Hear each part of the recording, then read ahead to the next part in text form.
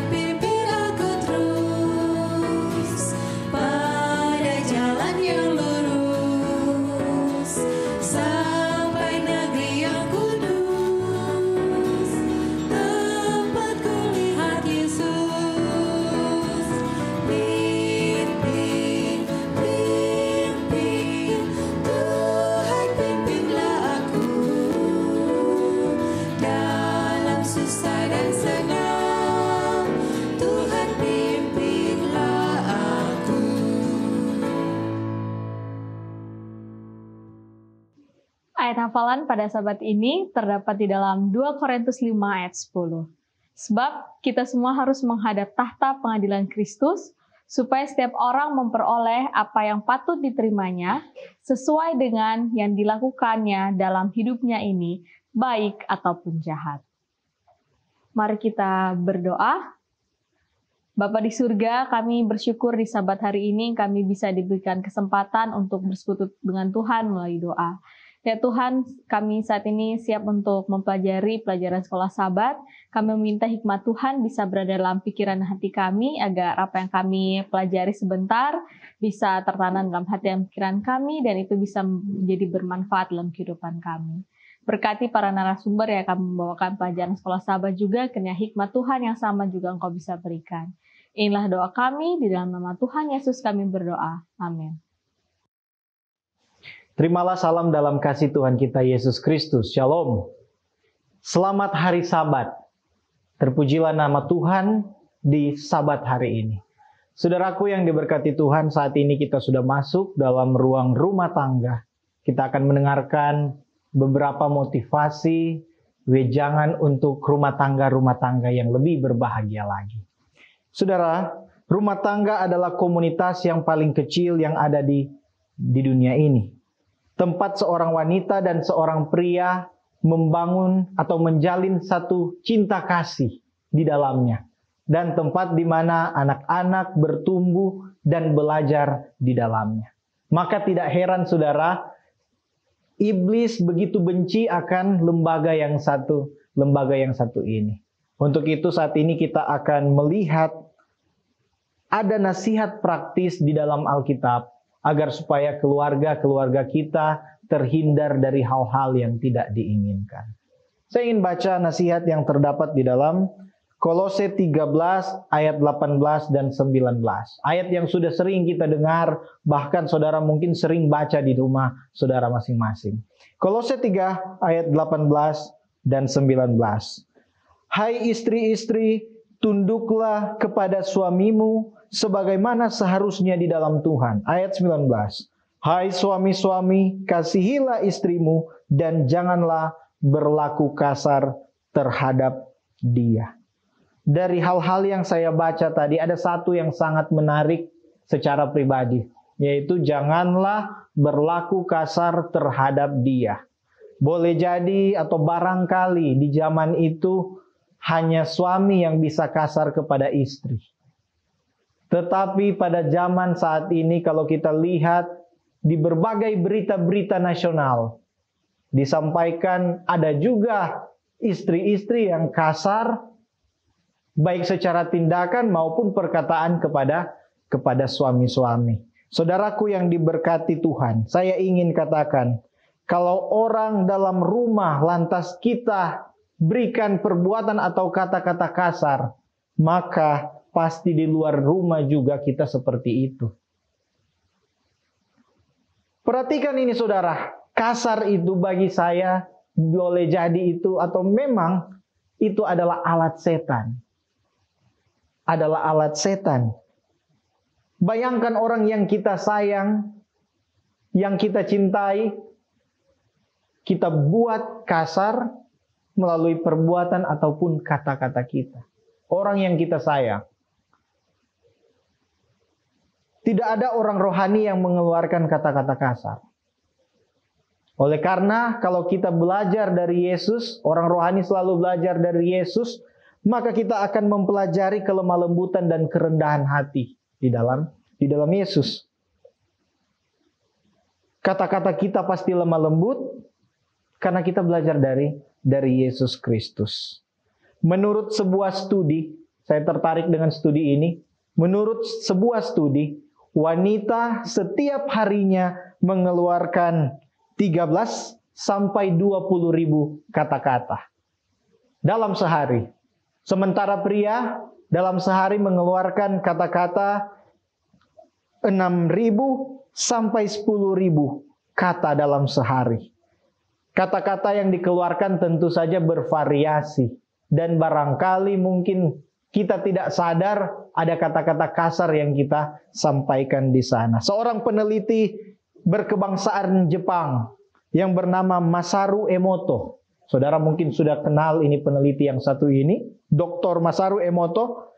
Dia membuat suatu eksperimen dengan membagi 3 wadah dan di dalam wadah tersebut ditaruh nasi. Kemudian di wadah-wadah tersebut masing-masing diberi label. Wadah yang pertama yang sudah ada nasi di dalamnya diberi label positif. Wadah yang kedua diberi label negatif. Wadah yang ketiga tidak diberi label apa-apa.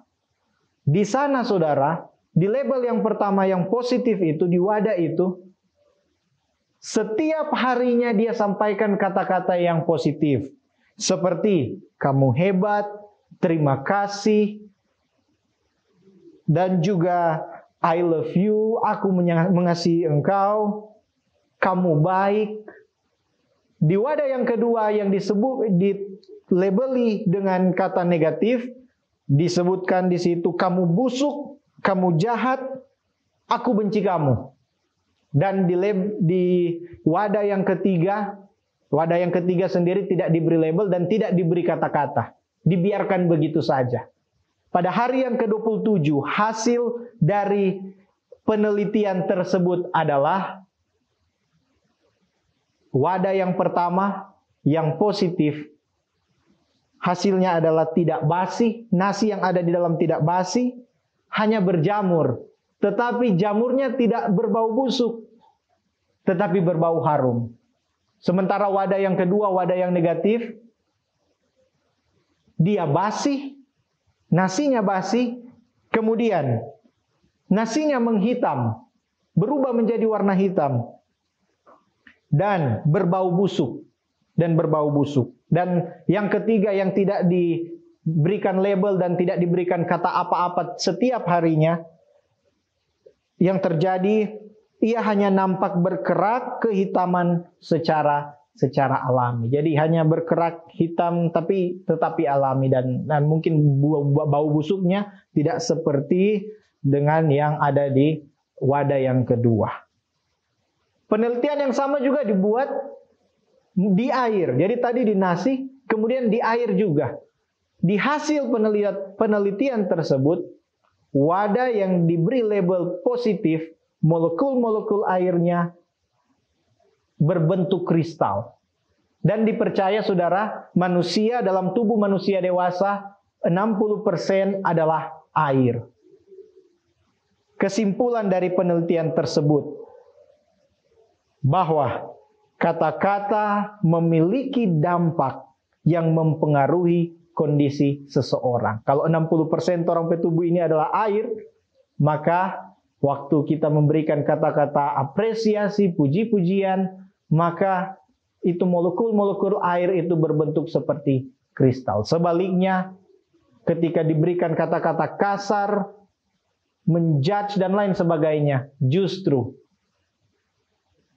molekul airnya tidak beraturan. Pelajaran yang bisa kita ambil, saudara.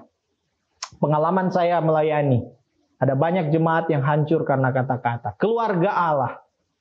Dalam skop yang lebih kecil lagi, dalam keluarga, di mana melibatkan suami, istri, dan anak-anak.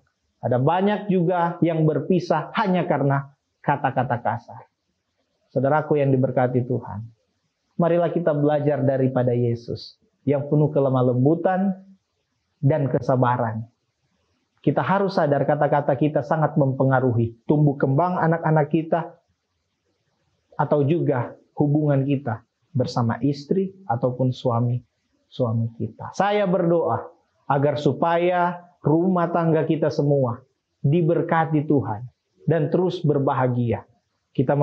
Sebelum kita mengakhiri tahun 2022 sebentar lagi, tetapi kita masih punya waktu untuk merubah kebiasaan yang buruk, mungkin kata-kata yang tidak baik, yang sering ada di dalam lingkungan rumah tangga. Kita boleh tinggalkan di tahun 2022 ini, memasuki tahun 2023 dengan lebih baik. Tuhan Yesus memberkati kita semua. Amin.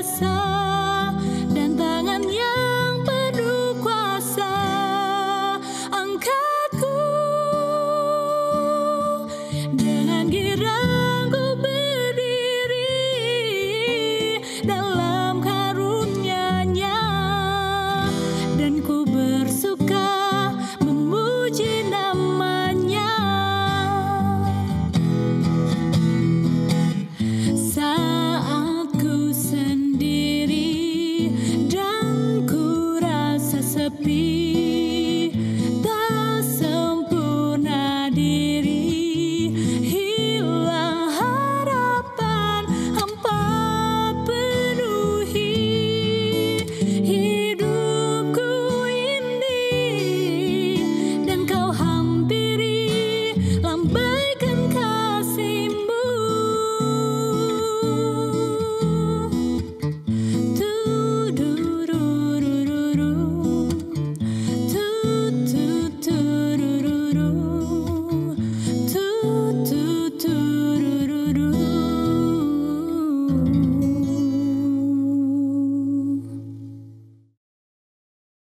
Shalom, berjumpa kembali di dalam program pendalaman Alkitab melalui pelajaran Sekolah Sabat bersama dengan kami Cornelius Media. Kami senang oleh karena menerima begitu banyak feedback dan masukan dan bagaimana saudara telah diberkati lewat tayangan ini. Tetapi sekali lagi kami mengingatkan bahwa tayangan ini tidaklah menggantikan peran kita secara pribadi untuk mempelajari pelajaran Sekolah Sabat sebagai tanggung jawab rohani kita. Dan kita saat ini sudah masuk ke pelajaran yang ke-13 dengan judul Proses Penghakiman. Dan tayangan kita ini terbagi dalam 4 bagian. Yang pertama bagian pendahuluan di mana kita melihat dasar Alkitabiah dari pelajaran ini. Lalu kemudian bagian yang kedua kita akan mencoba menggali, mendalami ayat tema atau ayat hafalan yang dipilih oleh penulis pelajaran Sekolah Sabat. Bagian yang ketiga kita mengangkat pokok-pokok diskusi. Dan bagian yang keempat kita tiba kepada bagian aplikasi yang boleh kita bawa pulang dari pelajaran yang kita pelajari ini. Saya Pendeta Edward Taliwongso seperti biasanya masih ditemani oleh hamba-hamba Tuhan. Pendeta Felix Gosal dan juga Pendeta Widodo Purwanto. Sebelum kita masuk lebih dalam, mari kita tunduk kepala dan kita berdoa. Bapa di sorga, kami sangat membutuhkan urapan Roh Suci-Mu untuk memahami tema yang kompleks tentang penghakiman ini. Kami membutuhkan pertolongan Tuhan untuk memahami dan teristimewa untuk memanfaatkan pengetahuan ini agar kami bersiap sedia apabila hari itu tiba. Tolong kami Tuhan, di dalam nama Yesus kami sudah berdoa. Amin. Baik, kita masuk kepada bagian yang pertama di mana kita akan melihat dasar Alkitabiah dari pelajaran kita sepanjang minggu ini. Penulis pelajaran Sekolah Sabat memilih beberapa perikop. Yang pertama Matius 25 ayat 31 sampai 46. Di sini berisi perumpamaan Yesus tentang domba dan kambing, bahwa akan diadakan pemisahan 2 kelompok manusia di akhir zaman. Mereka yang melayani orang yang terpinggirkan dan mereka yang mengabaikan. Di Daniel 7 ayat 9 sampai 14, di sana ada sebuah penglihatan tentang penghakiman yang dilihat oleh Daniel, dan ini menggambarkan situasi penghakiman yang terjadi di sorga. Di 1 Korintus 6 ayat 2 dan 3, Rasul Paulus mengingatkan umat di Korintus untuk bertanggung jawab dan bijaksana dalam mengurus masalah di tengah jemaat. Karena sesungguhnya suatu saat nanti orang percaya akan diberikan tanggung jawab yang lebih besar, yaitu menghakimi dunia dan malaikat. Selanjutnya Rasul Petrus di dalam 2 Petrus 2 ayat 4-6 mengingatkan bahwa penghakiman adalah sebuah hal yang akan dilakukan oleh Allah di akhir zaman. Sama seperti yang telah diadakan penghakiman kepada malaikat jahat, manusia di zaman Nuh dan juga Sodom dan Gomora. Kemudian di kitab Maleakhi 4 ayat 1, di sini ada sebuah keterangan bahwa Tuhan suatu saat nanti akan mengadakan penghakiman dan akan dimusnahkan semua orang fasik. Lalu Wahyu 21 ayat 8, Rasul Yohanes melihat orang-orang yang akan mendapat bagian mereka di dalam lautan yang menyala-nyala oleh api dan belerang. Dan dia mengatakan inilah kematian yang kedua. Nah, selanjutnya kita akan melihat sedikit judul. Judulnya adalah The Judging Process atau proses penghakiman. Ada beberapa pertanyaan yang mungkin muncul. Siapa pihak yang diperiksa? Siapa yang menuntut? Siapa yang menjadi hakim? Lalu apa yang diperdebatkan di dalam penghakiman ini? Nah, berdasarkan informasi Alkitab, maka sebenarnya pihak yang terperiksa itu menurut 2 Korintus 5 ayat 10 adalah kita semua. Oleh karena dari pelajaran Sekolah Sabat dikatakan kita semua harus menghadap takhta pengadilan Kristus. Siapa pihak yang menuntut? Jawabannya adalah setan. Ini sesuai dengan Ayub 1 ayat 9-10 dan Wahyu 12 ayat yang ke-10. Siapa sebagai hakim? Yakobus 4 ayat 12 mengatakan hanya ada satu pembuat hukum dan hanya ada satu hakim, yaitu Allah sendiri. Siapa sebagai pembela? Nah, Yesus sebagai pembela umat. Mazmur 62 ayat 5-7. Dia juga sebagai pengantara dan juga sebagai melakukan advokasi bagi umatnya sesuai dengan 1 Yohanes 2 ayat 1. Kasus yang diperbincangkan adalah siapa yang layak diselamatkan dan mengapa mereka layak untuk diselamatkan. Lalu mungkin kita bertanya, kapan dan di mana penghakiman itu? Nah, sesuai dengan 3 tahap penghakiman yang akan kita bahas pada kesempatan ini, waktu penghakiman itu ada 3, yaitu yang pertama, penghakiman pemeriksaan sebelum kedatangan Kristus yang kedua kali, itu terjadi di sorga. Lalu penghakiman 1000 tahun, itu segera setelah kedatangan yang kedua kali dan orang benar telah diangkat ke sorga, itu juga akan dilakukan di sorga. Dan yang ketiga adalah penghakiman eksekusi. Dan ini akan terjadi setelah periode 1000 tahun di dataran bumi ini. Kalau kita bertanya tentang bagaimana proses mulai dan akhirnya penghakiman, nah seluruh proses pengadilan itu akan dimulaikan dengan pembukaan kitab-kitab sebagai alat bukti, kemudian proses pemeriksaan oleh yang melaksanakan penghakiman, lalu kemudian tiba kepada kesimpulan dan putusan. Pola ini sesuai dengan apa yang terdapat di dalam Daniel 7 ayat 9 sampai ayatnya yang ke-14. Pelajaran yang ke-13 ini wilayah cakupannya adalah kita akan melihat proses penghakiman akhir zaman dengan 3 fase utamanya, yaitu penghakiman pra-advent, lalu kemudian penghakiman 1000 tahun, dan yang terakhir adalah penghakiman eksekusi. Kita akan mempelajari topik ini dan melihat bagaimana seluruh proses ini pada akhirnya berakhir dengan pembenaran bagi orang benar dan kematian kedua bagi orang jahat. Baik, terima kasih pendeta. Dan sebelum kita jauh mendalami pelajaran sekolah sahabat kita pekan ini, seperti biasa kita akan mempelajari pengertian ayat inti kita. Dan pelajaran sekolah sahabat pekan ini, ayat inti diambil dari 2 Korintus 5 ayat 10. Di sana dituliskan, sebab kita semua harus menghadap takhta pengadilan Kristus, supaya setiap orang memperoleh apa yang patut diterimanya sesuai dengan yang dilakukannya dalam hidupnya ini, baik ataupun jahat. Kita akan melihat konteks dari surat ini. Saudara-saudara, Paulus diyakini menulis 3 atau bahkan 4 surat kepada jemaat di Korintus ini. Dan paling sedikit kita akan melihat ada 4 hal yang perlu kita ketahui, 4 fakta mengenai kondisi surat Paulus atau surat Paulus yang kedua ini kepada jemaat yang ada di Korintus. Fakta yang pertama, Paulus menuliskan surat ini ketika dia berada di Makedonia.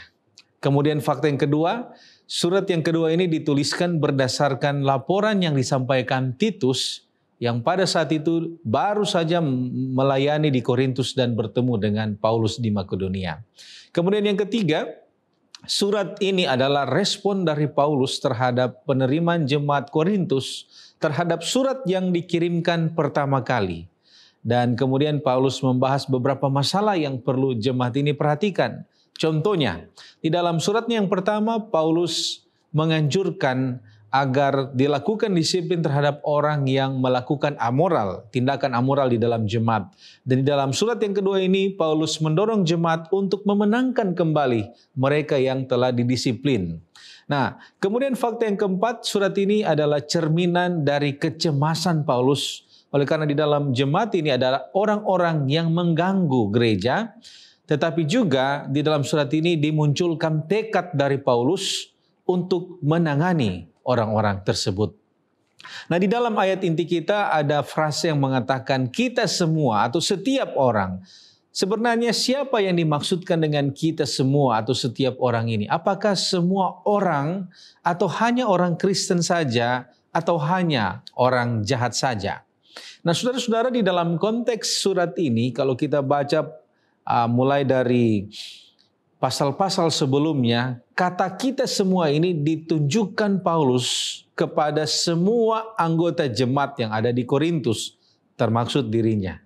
Jadi kita semua yang akan menghadapi pengadilan itu adalah jemaat yang ada di Korintus. Lalu bagaimana dengan mereka yang bukan jemaat atau bukan orang Kristen? Nah, saudara-saudara, secara konteks yang lebih luas lagi, setiap orang tentu di sini juga mengarah kepada semua orang yang akan dihakimi sesuai dengan perbuatan mereka. Kalau kita baca dalam Pengkhotbah 12 ayat 14, di sana dikatakan karena Allah akan membawa setiap perbuatan ke pengadilan yang berlaku atas segala sesuatu yang tersembunyi, entah itu baik, entah itu jahat. Baik, terima kasih pendeta. Nah, di dalam ayat inti kita 2 Korintus pasal 5 ayat yang ke-10, di sana disebutkan tahta pengadilan Yesus. Nah, apa yang dimaksud dengan tahta pengadilan Yesus? Di mana dan kapan prosesnya dimulai? Tahta pengadilan Yesus adalah gambaran tentang penghakiman di mana Yesuslah yang menjadi hakimnya, sebab memang dialah yang layak untuk tugas dan posisi tersebut. Dia adalah pencipta dan penebus dunia. Seorang teolog Advent bernama Jerry Moskala dalam sebuah artikel yang dia tulis dengan judul Toward a Biblical Theology of God's Judgment yang dimuat pada Journal of the Adventist Theological Society mengaitkan hal ini dengan pre-Advent judgment atau pengadilan pemeriksaan, di mana Daniel pasal yang ke-7 ayat 13 dan 14 menyatakan sebuah proses di mana kepada Yesus diberikan otoritas dan kuasa untuk menjadi raja dan menjalankan tugas penghakiman. Artinya tempatnya ada di surga. Namun demikian dalam konteks ayat inti kita 2 Korintus pasal 5 ayat 10, Seventh Day Adventist Bible Commentary volume 6 halaman 864 dan 865 lebih menekankan bahwa tahta pengadilan Yesus terjadi pada saat final judgment atau boleh dikatakan penghakiman eksekutif yang dapat dikaitkan dengan apa yang dinyatakan dalam Yohanes pasal yang kelima ayat yang ke-27 sampai dengan ayat yang ke-29, di mana Yesus diberikan kuasa untuk menghakimi atau menjadi hakim. Dalam hal ini seorang pionir gereja Advent, William Warren Prescott dalam bukunya The Doctrine of Christ halaman 154 mengatakan bahwa sesungguhnya penghakiman atau eksekusi dari penghakiman itu ada di tangan anak manusia, yaitu untuk membawa upah kepada tiap-tiap orang berdasarkan perbuatan mereka. Dan proses ini berlangsung di surga pada saat kedatangan Yesus yang kedua kali dan berdampak serta diketahui oleh seluruh alam semesta. Nah, kemudian kita berbicara tentang vonis atau apa yang akan diterima. Apakah vonis ini langsung diterima atau ada delay atau penundaan? Berbicara tentang vonis yang harus dieksekusi, maka ada dua macam vonis dalam proses yang berbeda. Yang pertama, kebangkitan untuk hidup yang kekal bagi mereka yang menerima jasa darah Kristus melalui iman, kemudian dimanifestasikan di dalam perubahan hidup dan perbuatan-perbuatan yang baik yang sesuai dengan firman Allah. Dan ini disebut kebangkitan yang pertama yang berlangsung tepat pada waktu kedatangan Yesus yang kedua kali sesuai dengan konteks 1 Tesalonika pasal yang keempat ayat 16 sampai dengan ayat yang ke-18. Yang kedua, mereka yang terus-menerus menolak rahmat Allah melalui Kristus dan berbuat kejahatan akan bangkit juga untuk menerima hukuman yang kekal. Wahyu 20 ayat 14 menyatakan hal itu adalah kematian yang kedua. Dan ini terjadi setelah masa 1000 tahun atau milenium. Nah, kapan vonis itu diberikan? Keputusan penghakiman ini sebenarnya sudah dibuat pada fase penghakiman sebelum kedatangan Yesus yang kedua kali atau pre-advent judgment. Namun demikian eksekusinya, itulah sebabnya disebut executive judgment, dilaksanakan pada waktu kedatangan Yesus yang kedua kali dan masa sesudah 1000 tahun atau sesudah milenium. Baik, terima kasih pendeta. Sekarang kita mau menyoroti lebih lanjut tentang penghakiman pra-advent. Apa sebenarnya yang dimaksud dengan pra-advent? Pra-advent artinya sebelum kedatangan Kristus yang kedua kali. Jadi penghakiman ini dimulai dan berlangsung sebelum kedatangan Kristus yang kedua kali. Kapan prosesnya dan bagaimana? Mungkin kita bertanya demikian. Nah, sesuai dengan Wahyu 14 ayatnya yang ke-7, pekabaran 3 malaikat, di sana dikatakan, dan ia berseru dengan suara nyaring, takutlah akan Allah dan muliakanlah Dia, karena telah tiba saat penghakimannya. Jadi karena telah tiba saat penghakimannya.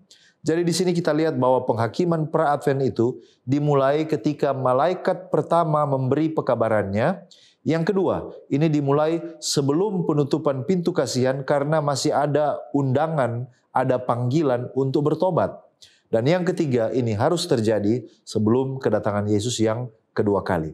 Bagaimana prosesnya? Apa alat buktinya?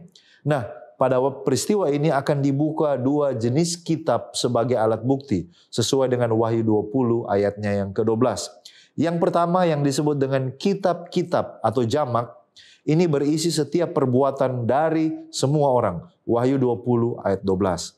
Lalu kemudian kitab yang kedua adalah kitab kehidupan, tunggal. Ini berisi daftar nama orang yang diselamatkan. Sesuai dengan Filipi 4 ayat 3, Wahyu 3 ayat 5, dan juga Wahyu 13 ayatnya yang ke-8. Lalu kemudian di akhir dari setiap pemeriksaan ada vonis keputusan sesuai dengan Wahyu 22 ayat 11 dan 12. Sehingga kedatangan Kristus nanti hanya akan memberikan upah kepada setiap orang sesuai perbuatannya. Tidak ada lagi pemeriksaan dan tidak ada lagi kesempatan. Seperti yang dinyatakan di dalam Matius 16 ayat 27 dan 2 Timotius 4 ayatnya yang ke-8. Nah, mungkin kita bertanya, apakah proses daripada penghakiman pra-Advent ini bagi orang yang sudah mati atau bagi orang yang masih hidup? Nah, kalau kita memperhatikan satu kutipan dari buku The Great Controversy halaman 490, alinea yang pertama, di sana memberikan kesan bahwa sesungguhnya pengadilan ini dimulaikan dari orang yang mati, lalu kemudian pada akhirnya menyusul mereka yang masih hidup. Mari kita baca di dalam buku The Great Controversy halaman 490. Hikmat adalah adegan-adegan yang berhubungan dengan pekerjaan penutupan penebusan. Sangat penting kepentingan yang terlibat di dalamnya. Penghakiman sekarang sedang berlangsung, Ellen White katakan, di tempat kudus di atas. Selama bertahun-tahun pekerjaan ini telah berlangsung. Lalu dia katakan, segera tidak ada yang tahu seberapa cepat itu akan berpindah ke kasus orang yang masih hidup. Di hadirat Allah yang mengerikan, hidup kita akan ditinjau kembali. Nah, disinilah kita lihat bahwa sebenarnya setelah kasus mereka yang sudah mati, yang telah tutup buku, selesai, lalu kemudian penghakiman itu, pemeriksaan itu akan dimulaikan kepada mereka yang masih hidup, oleh karena perbuatan-perbuatan mereka masih sementara dicatat, mereka belum tutup buku. Nah, kita bertanya, di mana proses penghakimannya? Apakah di sorga atau di dunia? Bagaimana? Siapa hakimnya? Apa yang akan terjadi di dalam penghakiman ini? Kalau kita melihat pihak-pihak yang hadir, maka jelas kesimpulannya ini terjadi di sorga, sesuai dengan Daniel 7 ayat yang ke-13. Di Daniel 7 ayat 13, yang hadir pada penghakiman ini adalah satu, yang lanjut usianya, yang kedua, berlaksa-laksa pelayannya, yaitu para malaikat, dan yang ketiga adalah anak manusia atau Yesus Kristus sendiri. Nah, kemudian muncul pertanyaan, jika penghakiman itu diadakan di sorga dan telah dimulai kemudian semua orang harus menghadap, maka pertanyaannya, bagaimana saya dapat menghadap takhta pengadilan sorga? Nah, jawabannya adalah kita dapat hadir dalam pengadilan itu melalui apa yang tercantum di dalam kitab-kitab yang mencatat setiap pikiran, setiap perasaan, setiap perkataan, setiap perbuatan. Atau dengan kata lain kita in absentia. Ini sesuai dengan apa yang dikatakan oleh Ellen White di dalam buku In Heavenly Places halaman 360 alinea yang ketiga. Di sana dikatakan, ketika kita menjadi anak-anak Allah, nama kita tertulis dalam kitab kehidupan anak domba dan tetap tinggal di sana sampai masa penghakiman pemeriksaan. Kemudian nama setiap individu akan dipanggil dan catatan diperiksa. Jika pada hari itu nampak bahwa segala kefasikan kita tidak disesali sepenuhnya, nama kita akan dihapus dari kitab kehidupan. Demikianlah bagaimana proses pengadilan ini akan dijalankan, dan kita berdoa semoga saudaraku ketika nama kita yang telah menjadi anak-anak Allah telah berada di sana, itu akan tetap ada di sana pada waktu nama kita dipanggil untuk diperiksa. Baik, terima kasih pendeta. Pokok selanjutnya adalah mengenai penghakiman milenial. Apa yang dimaksudkan dengan milenium atau 1000 tahun ini? Kemudian kapan ini mulai dihitung dan bagaimana proses penghakiman ini dimulaikan? Baik, kita akan temukan jawaban ini di dalam 28 doktrin Advent. Babnya yang ke-27 mengenai milenium dan akhir dari dosa. Yang pertama kita akan melihat apa yang dimaksudkan dengan milenium. Jadi milenium ini adalah kurun waktu 1000 tahun pemerintahan bersama Kristus bersama-sama dengan umat saleh yang telah ditebusnya. Itu arti dari kata milenium, adalah kurun waktu 1000 tahun pemerintahan Kristus bersama-sama dengan orang saleh yang akan melakukan penghakiman. Kemudian kapan itu dihitung? Milenium itu mulai apabila Kristus kembali, itu dituliskan di dalam halaman 405 dari 28 doktrin, dimulaikan ketika Kristus kembali, atau di dalam halaman 404 dikatakan itu terjadi antara kematian yang pertama dan kebangkitan, atau kebangkitan yang pertama dan kebangkitan yang kedua. Jadi antara kebangkitan pertama dan kedua ada rentan waktu 1000 tahun, dan waktu 1000 tahun ini dimulaikan ketika kebangkitan pertama. Nah, bagaimana proses penghakiman ini dimulaikan di sana? Ada 4 kondisi yang akan menuntun dimulainya penghakiman milenium ini. Yang pertama, kondisi yang pertama yaitu orang saleh pada saat itu mereka sudah diangkat dan berada bersama-sama dengan Yesus di dalam kerajaan surga. Nah, bagaimana dengan orang jahat?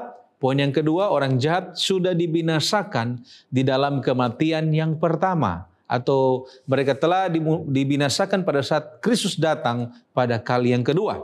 Kemudian kondisi yang ketiga kita bisa buka itu di dalam Wahyu pasal 20 ayat 1 sampai 3. Di sana dikatakan bahwa setan dirantai dan dilemparkan ke dalam jurang maut.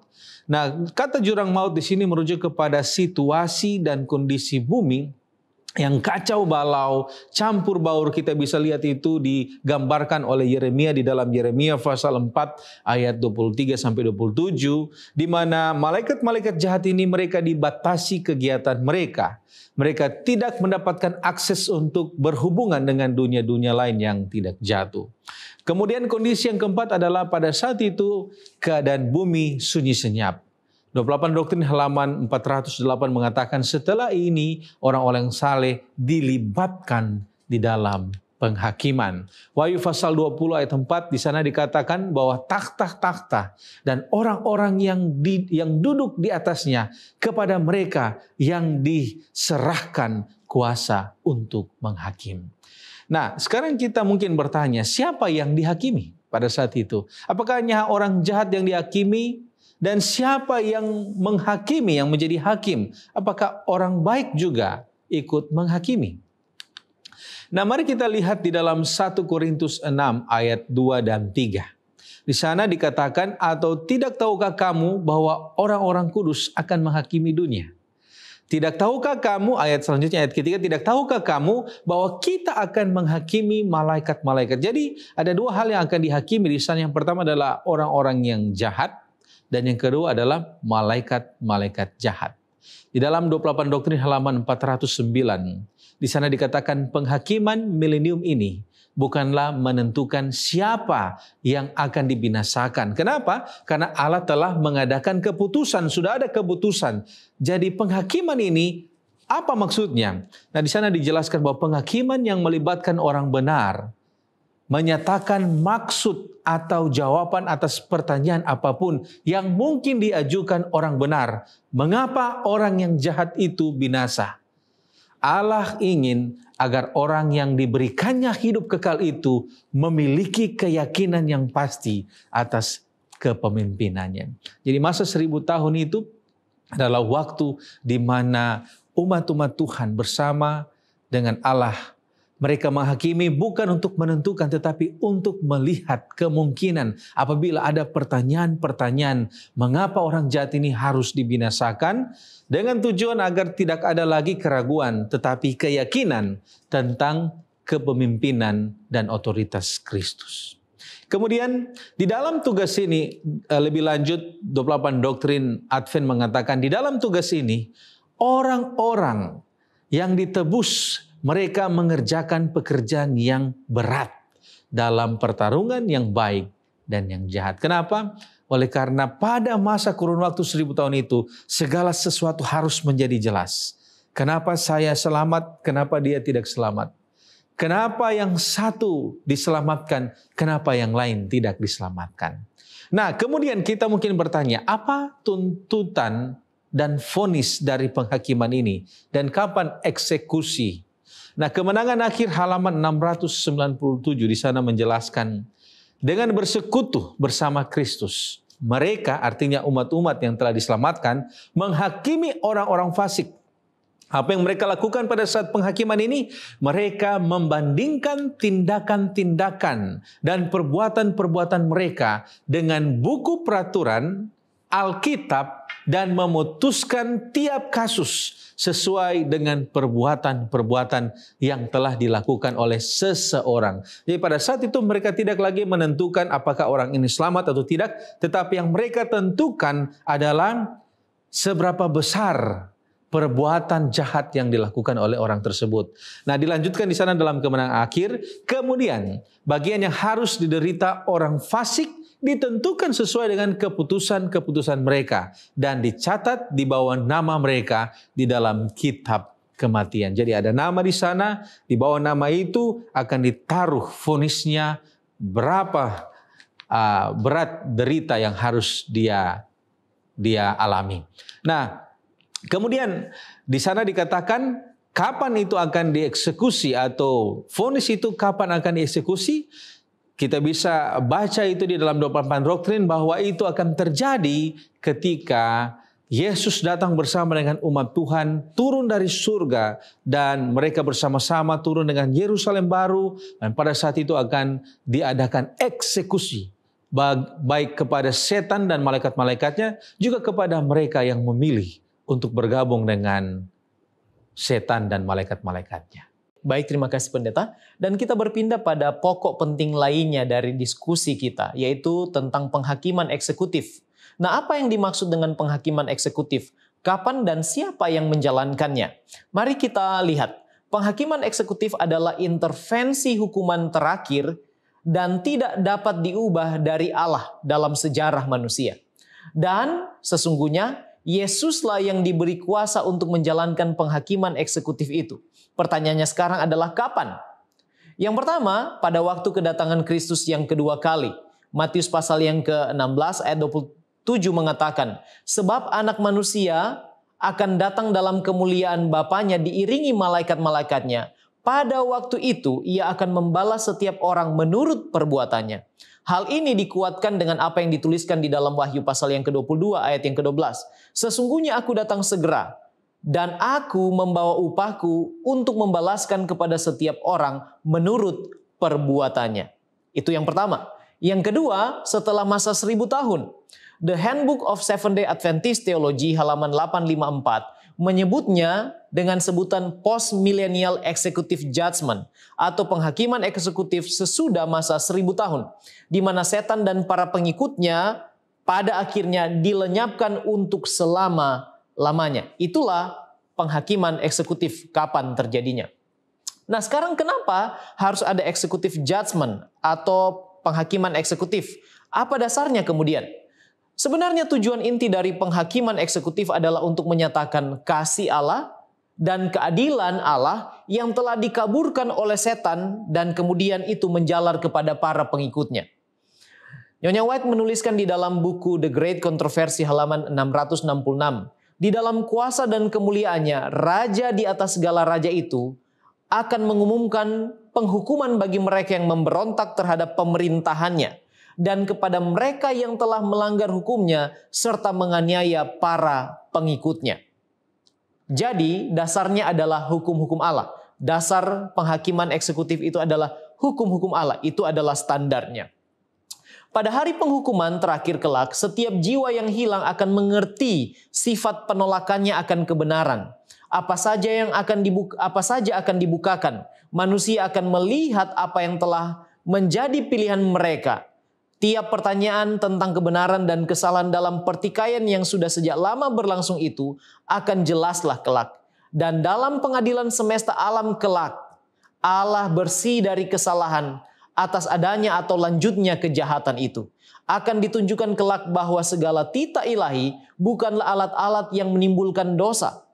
Tidak ada cacat dalam pemerintahan Allah. Tiada sebab untuk pendurhakaan untuk kita jadikan alasan. Alfa Omega jilid 5 halaman 42. Jadi jelas hukum-hukum itu adalah standar dasar di mana itu menyatakan karakter Allah, tetapi di dalam pertikaian besar diselewengkan atau disalah maknai oleh setan dan para pengikutnya.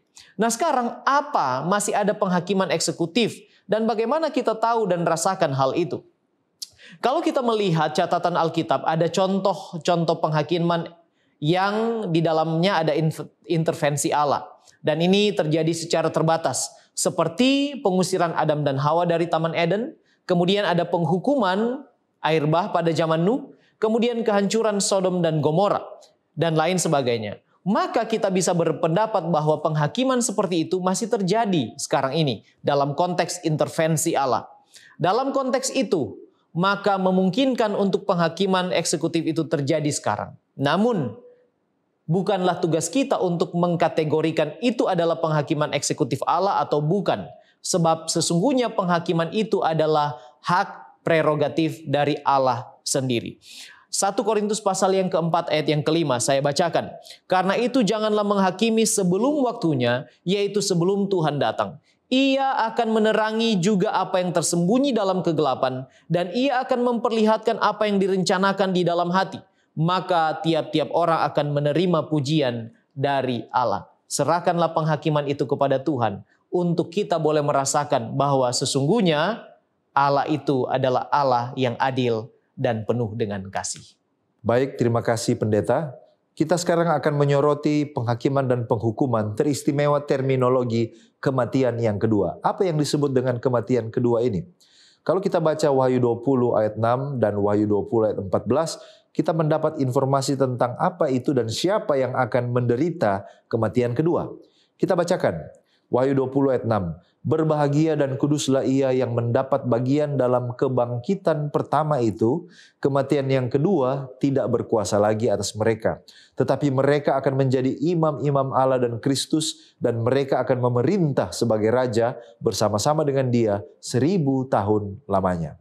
Lalu kemudian di Wahyu 20 ayat 14. Lalu maut dan kerajaan maut itu dilemparkan ke dalam lautan api. Itulah kematian kedua, lautan api.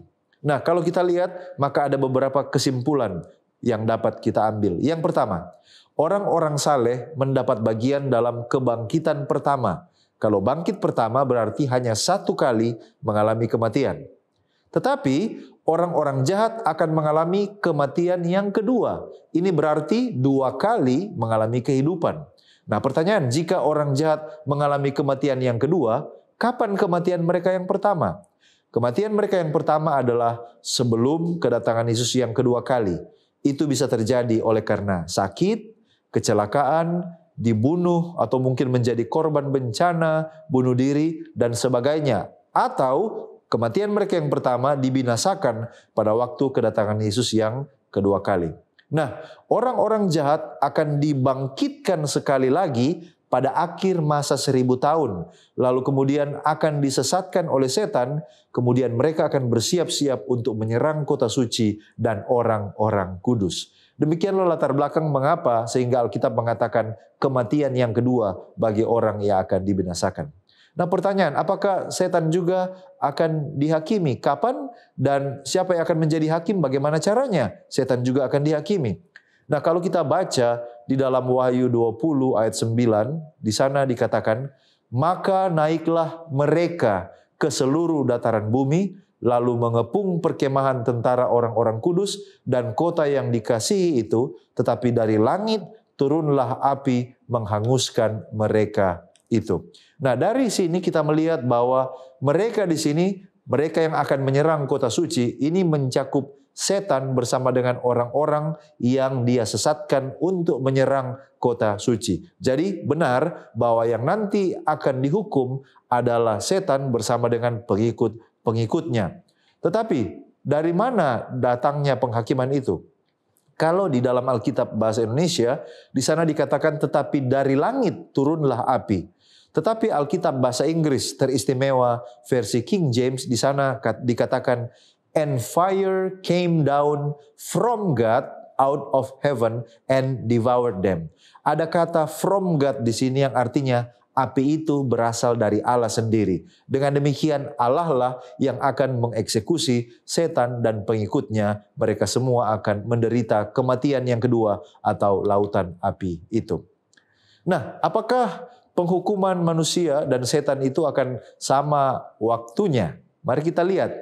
Komentar Roh Nubuat di dalam buku The Great Controversy halaman 673 mengomentari tentang kebinasaan setan di api neraka. Ini yang dikatakan oleh Nabi Tuhan. Setelah semua orang yang jatuh karena tipu muslihatnya telah binasa, dia masih harus hidup dan menderita. Dalam api penyucian orang jahat akhirnya dihancurkan akar dan cabangnya. Setan akarnya dan para pengikut adalah cabangnya.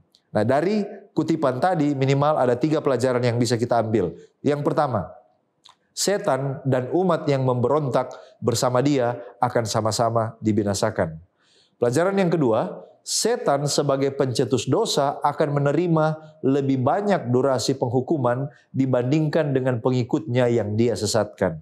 Dan yang ketiga, hal ini sesuai dengan prinsip Alkitabiah bahwa setiap orang akan menerima sesuai dengan perbuatannya. Dan setan sebagai pencetus dari semua dosa, kekacauan, dan air mata yang menyebabkan anak Allah harus menjelma dan mati di atas kayu salib, tentu saja akan menerima sesuai dengan perbuatannya.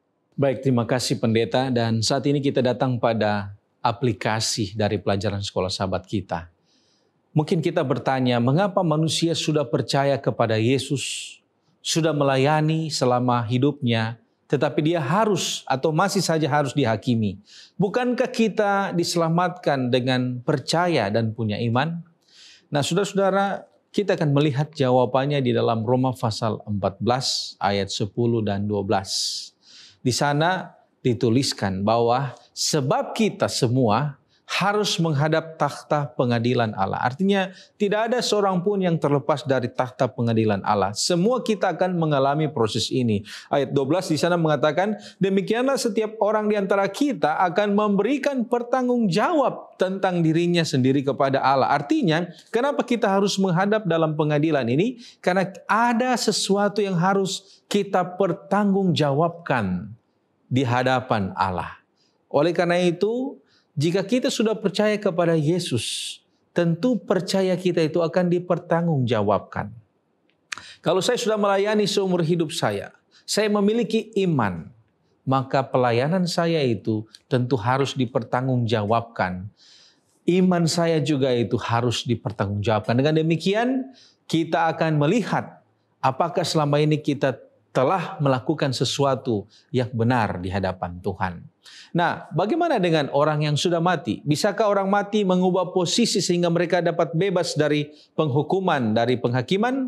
Dan bagaimanakah, apakah doa yang disampaikan kepada orang yang sudah mati itu bisa meringankan, bahkan membebaskan mereka dari hukuman?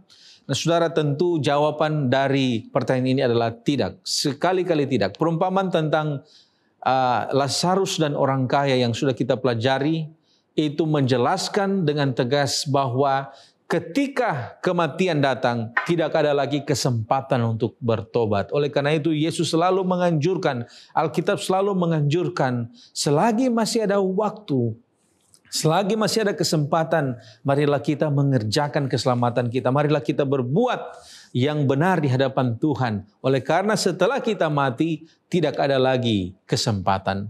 Kenapa saudara? Oleh karena ketika orang itu mati, dia tidak memiliki kesadaran.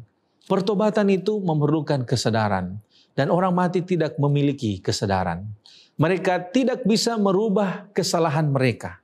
Orang mati tidak bisa lagi berdoa kepada Tuhan. Orang yang sudah mati tidak bisa lagi melakukan transformasi atau perubahan kehidupan oleh karena mereka telah mati. Khotbah pasal 9 ayat 10 di sana dikatakan bahwa segala sesuatu yang dijumpai tanganmu untuk dikerjakan, kerjakanlah itu sekuat tenaga. Kenapa? Karena tak ada pekerjaan, pertimbangan, pengetahuan, dan hikmat dalam dunia orang mati, kemana engkau akan pergi. Alkitab sangat jelas mengatakan, kalau kita masih hidup, kita kerjakan sesuatu itu dengan sebaik-baiknya. Entah itu masalah kerohanian kita, masalah keselamatan kita, ataupun apa saja yang kita jumpai untuk dikerjakan, kita kerjakan sebaiknya. Karena setelah kita mati, kita tidak memiliki lagi kesempatan untuk melakukan yang terbaik. Ibrani pasal 9 ayat 27 mengatakan, dan sama seperti manusia ditetapkan untuk mati hanya satu kali saja dan sesudah itu dihakimi. Artinya di sini adalah kematian itu adalah final. Setelah itu tidak ada lagi kesempatan. Setelah kematian, manusia akan menerima upah sesuai dengan perbuatannya. Dengan demikian, setiap usaha yang dilakukan orang untuk berdoa bagi mereka yang sudah mati adalah sia-sia. Alkitab dari Kejadian sampai Wahyu tidak pernah memberikan otoritas kepada kita untuk berdoa bagi mereka yang sudah mati. Baik, terima kasih pendeta. Dan sebagai penutup dari diskusi kita, bagaimana cara kita untuk tidak dihakimi? Atau kalaupun dihakimi, mendapat vonis hidup yang kekal. Serta bagaimana cara agar Tuhan bisa bantu kita untuk dalam hidup ini mendapatkan hidup yang kekal. Nyonya White menuliskan di dalam buku Khotbah di atas Bukit, halaman 72. Jika engkau bergantung kepada diri, tidak mau menyerahkan kehendakmu kepada Allah, engkau sedang memilih kematian. Bagi dosa, dimanapun ditentukan, Allah adalah api yang menghanguskan. Yang pertama, jangan pernah bergantung kepada diri sendiri atau mengandalkan kekuatan manusia. Sebab dengan demikian kita sedang memilih kematian bagi diri kita sendiri. Kemudian di dalam buku The Doctrine of Christ halaman 155, putra yang telah bangkit dari kematian itu bertahta dalam kuasanya. Dia adalah hakim dari semua orang. Dia mati untuk semua dan dia sanggup untuk menyelamatkan semua yang datang kepada Allah melalui dia. Serahkanlah semuanya kepadanya untuk dia mengambil alih hidup kita di dalam pengendaliannya. Dia mengundang kita untuk menyerahkan segala kewajiban kita di masa yang lalu dan di masa depan kepadanya. Dan dia mengundang kita untuk berdiri di sisinya untuk mendapatkan kelepasan dari murka dan penghukuman Allah yang kekal. Yang kedua, kita harus menyerahkan hidup kita sepenuhnya, tidak boleh setengah-setengah, sepenuhnya di dalam pengendalian Kristus, dan dia sanggup untuk menolong kita dalam segala situasi kehidupan, supaya kita boleh berdiri teguh di sisinya dan terlepas dari penghukuman yang kekal. Sebab kita semua harus memberi pertanggungjawaban. Kita harus mengalami yang namanya penghakiman, sebab penghakiman itu untuk semua orang, baik yang benar maupun orang yang jahat. Tapi kalau kita berdiri di sisinya, maka kita akan lepas dari penghukuman itu. Dan yang terakhir, Wahyu pasal yang ke-22 ayat yang 14. Berbahagialah orang yang membasuh jubahnya. Mereka akan memperoleh hak atas pohon-pohon kehidupan dan masuk melalui pintu-pintu gerbang ke dalam kota itu. Pada akhirnya, kita ini manusia yang berdosa. Mari kita membasuh jubah keberdosaan kita yang kotor ini di dalam darah anak domba Allah, sehingga kita akan dipakaikan jubah kebenarannya. Dan pada akhirnya, kita akan diberi kesempatan, result, vonis untuk boleh menikmati buah dari pohon-pohon kehidupan dan masuk ke dalam kota yang Tuhan telah sediakan untuk kita tinggal selama-lamanya bersama dengan Dia dan semua umat tebusan. Mari kita berdoa supaya dalam segala sesuatu kita tetap setia kepada Tuhan. Mari kita tunduk kepala dan satu dalam doa. Bapa di sorga, terima kasih Tuhan memberi kami kesempatan untuk belajar daripada-Mu. Kami sesungguhnya adalah manusia yang lemah berdosa. Tuhan, kiranya Roh Kudus menguatkan kami, menyanggupkan kami untuk mengerti, untuk memahami, dan untuk mampu mempraktekkan apa yang kami pelajari di dalam kehidupan kami. Tuhan, kami semua akan dihakimi di dalam pandangan Tuhan yang menyelidiki hati. Kami mohon kiranya Tuhan sanggupkan kami untuk menjalani kehidupan ini ya Tuhan di bawah panji-panji-Mu. Dengan kuasa sorga kami mampu dan pada akhirnya kami didapati setia. Pada hari Maranatha kami akan mewarisi kehidupan yang kekal. Tuhan, bantulah sanak saudara keluarga kami dan semua umat Tuhan. Supaya dengan demikian ya Bapa, kami semua tergabung dalam kumpulan besar untuk menerima mahkota kehidupan yang Tuhan telah sediakan. Ini doa kami Tuhan, ampuni kami dari dosa kami. Basuhlah kami di dalam darah anak domba Allah. Di dalam nama Yesus kami sudah berdoa. Amin.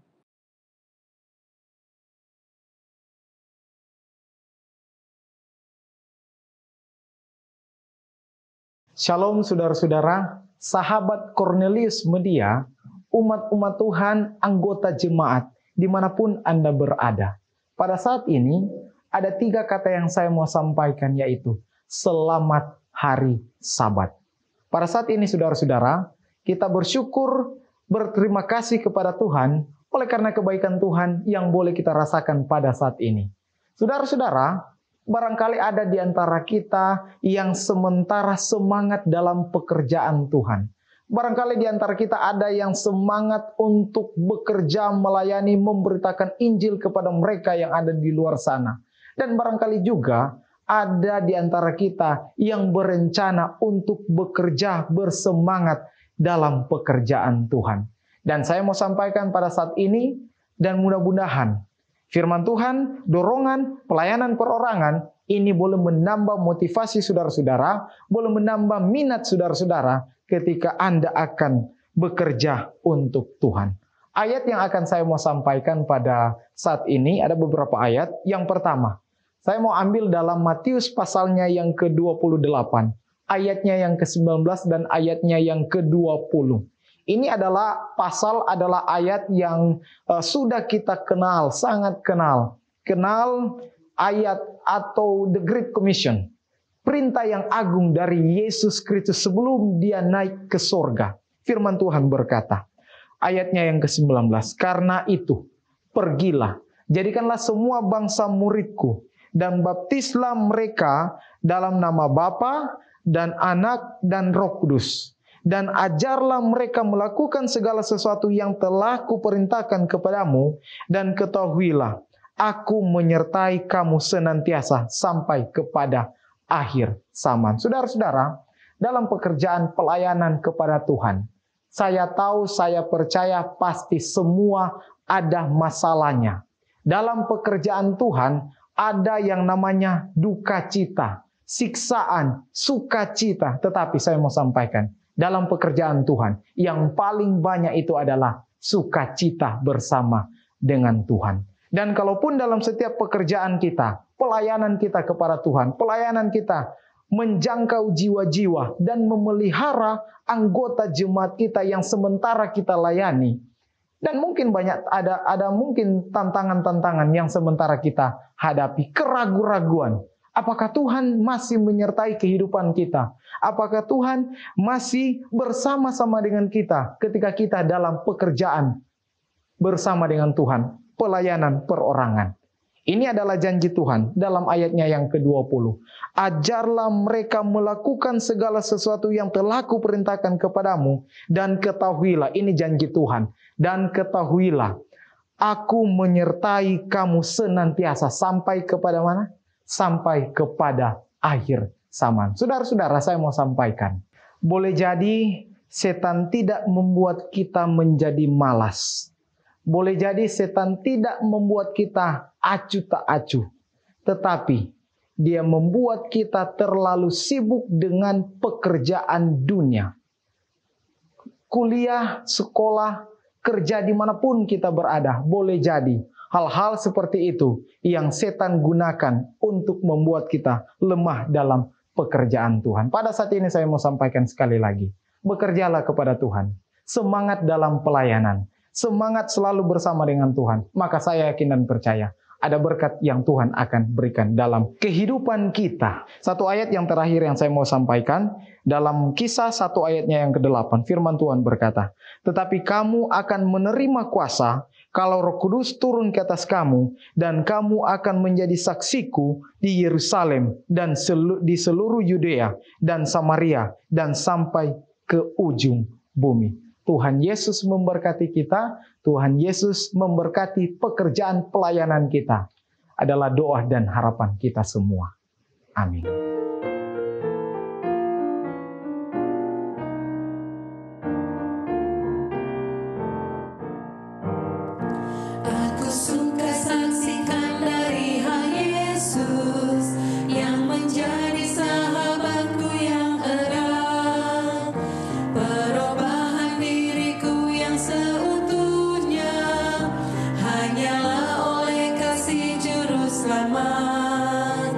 Tiada lain pelindung seperti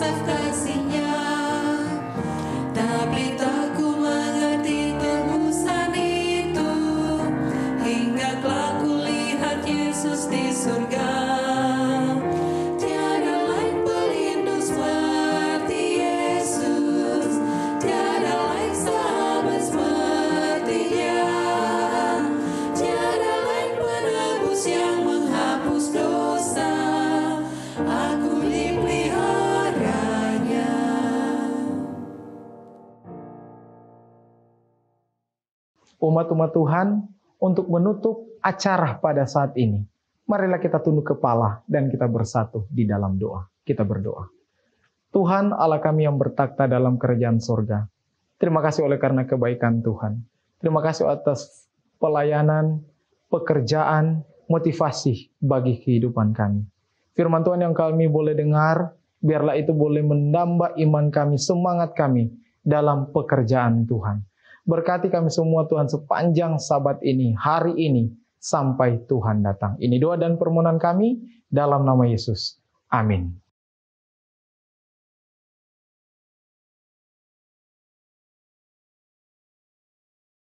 Ayat bersahutan pada Sabat ini terdapat di dalam Wahyu 3 ayat 1-6. Saya akan membacakan ayat yang ganjil dan rekan saya akan membacakan ayat yang genap. Kemudian di ayat 6 kita akan bacakan bersama-sama. Wahyu 3 ayat 1-6 dengan perikop kepada jemaat di Sardis. Dan tuliskanlah kepada malaikat jemaat di Sardis. Inilah firman Dia yang memiliki ketujuh roh Allah dan ketujuh bintang itu.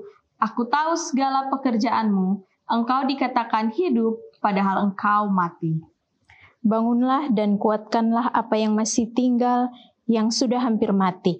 Sebab tidak satu pun dari pekerjaanmu aku dapati sempurna di hadapan Allahku. Karena itu ingatlah, bagaimana engkau telah menerima dan mendengarnya. Turutilah itu dan bertobatlah. Karena jikalau engkau tidak berjaga-jaga, aku akan datang seperti pencuri dan engkau tidak tahu pada waktu manakah aku tiba-tiba datang kepadamu. Tetapi di Sardis ada beberapa orang yang tidak mencemarkan pakaiannya. Mereka akan berjalan dengan aku dalam pakaian putih, karena mereka adalah layak untuk itu. Barang siapa menang, ia akan dikenakan pakaian putih yang demikian. Aku tidak akan menghapus namanya dari kitab kehidupan, melainkan aku akan mengaku namanya di hadapan Bapa-Ku dan di hadapan para malaikatnya. Siapa bertelinga, hendaklah ia mendengarkan apa yang dikatakan Roh kepada jemaat-jemaat. Marilah kita berbakti dalam roh dan kebenaran.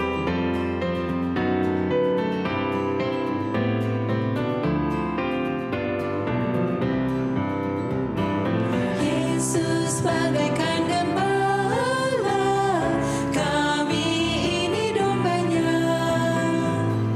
Dia pimpin dan menjaga selama kami di dunia. Tuhan Yesus, kami jadi milik-Mu. Tuhan Yesus, kami jadi milik-Mu. Ya Gembala, pimpin kami pada jalan yang lurus, agar kami jangan lari dari kandang yang kudus. Tuhan Yesus, dengarlah doa kami. Tuhan Yesus, dengarlah doa kami. Engkau sudah janji pula menjemput yang tersesat. Tuhan, Engkau Maha Murah, menolong orang benar. Tuhan Yesus, kami datang padamu. Tuhan Yesus, kami datang padamu. Saudara-saudaraku, tibalah saatnya kita akan datang kepada Tuhan melalui doa. Di mana saja kita berada, mari kita tunduk kepala dan kita berdoa. Segala puji dan syukur kami naikkan kepadamu Tuhan, Khalik pencipta, pemelihara, pelindung kami. Engkau layak menerima segala pujian dan penghormatan kami. Namamu ditinggikan dan dimuliakan dari selama-lamanya sampai selama-lamanya. Kami datang kembali kepadamu, mengucap syukur untuk kasih setiamu yang melimpah di dalam kehidupan kami. Teristimewa pada hari Sabat ini, hari yang Engkau jadikan, kuduskan, dan muliakan. Hari di mana kami memulihkan hubungan dengan Engkau sebagai Khalik Pencipta dan dengan sesama kami manusia. Kami datang kepadamu Tuhan, menyembah Engkau pada hari yang Engkau kuduskan, tetapi mengakui betapa cemarnya kami dipenuhi dengan segala kenajisan dan keberdosaan. Ampunkan kami ya Tuhan, supaya kami layak datang kepadamu. Terima kasih pada saat ini. Kami boleh datang menyampaikan permohonan kami ke hadapan Tuhan. Walaupun dalam kehidupan kami tahu kami banyak kekurangan. Tetapi kami mau datang beribadah kepada Tuhan. Terimalah ibadah kami ini Tuhan. Teristimewa ketika kami akan mendengarkan nasihat firman Tuhan yang akan dibawakan oleh hamba Tuhan, Pendeta Gad Windewani. Tuhan berkati hamba Tuhan yang melayani. Firman yang ditaburkan akan berkuasa mengubah hati kami semua. Kami yang mendengarkan, diyakinkan, dan pada akhirnya kami akan semakin bersiap sedia bagi kedatangan Yesus yang kedua kali. Berdoa untuk hamba Tuhan dalam pelayanan. Kiranya Tuhan karuniakan hikmat, akal budi, bersama dengan keluarga besar, semuanya dilindungi, dipelihara, dijaga oleh Tuhan hari ini dan seterusnya. Berdoa untuk saudara-saudara kami yang menyaksikan tayangan ini, yang terbaring sakit. Kiranya jamahan kuasa Tuhan boleh menjamah mereka, melalui makanan, minuman, obat-obatan, mereka boleh dapat pemulihan. Berdoa untuk mereka yang berbagai-bagai macam pergumulan hidup, kekhawatiran, kekecewaan, lemah iman. Kiranya Tuhan dengan lawatan-Mu, Engkau akan memberikan kekuatan bagi anak-anak Tuhan yang menyaksikan dan mengikuti ibadah ini. Terima kasih Bapa, oleh karena Engkau setia. Terima kasih oleh karena kami punya Allah seperti Engkau, Allah yang maha mendengar dan menjawab doa anak-anak-Mu. Kiranya Tuhan hadir di hati kami ketika kami beribadah. Sempurnakan doa kami yang tidak sempurna ini, agar hanya kehendak-Mu saja yang terjadi, bukan kehendak kami. Di dalam nama Yesus Kristus kami sudah berdoa. Amin.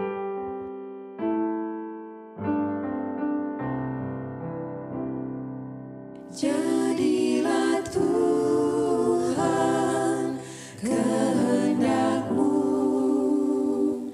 Engkaulah Khalik, aku debu. Jadikan aku sesuka-Mu, aku menunggu di kaki-Mu.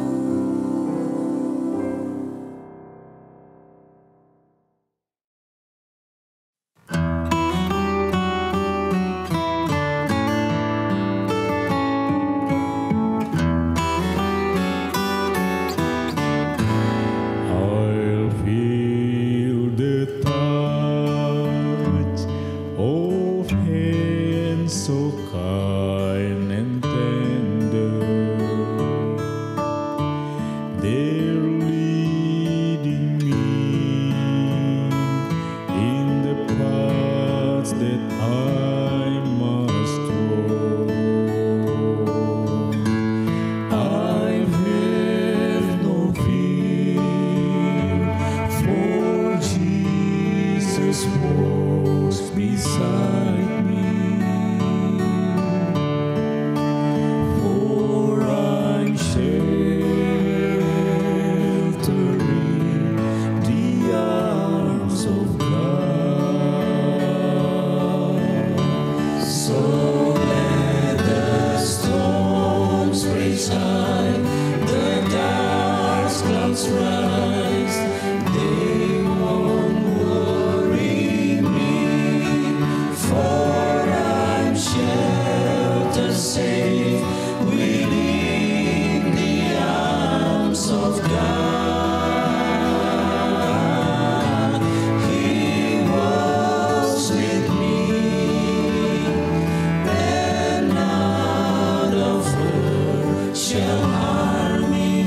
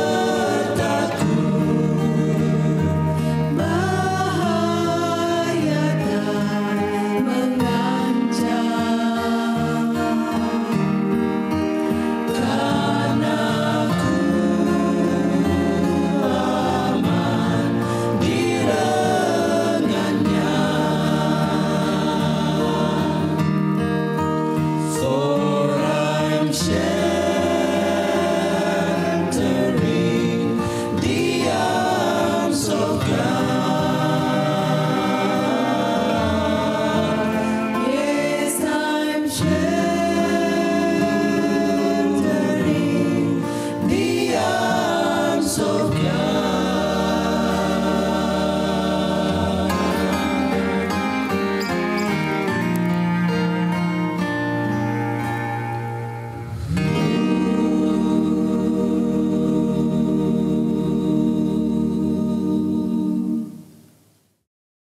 Ayat tema kita pada Sabat ini diambil dalam Wahyu 3 ayatnya yang kelima.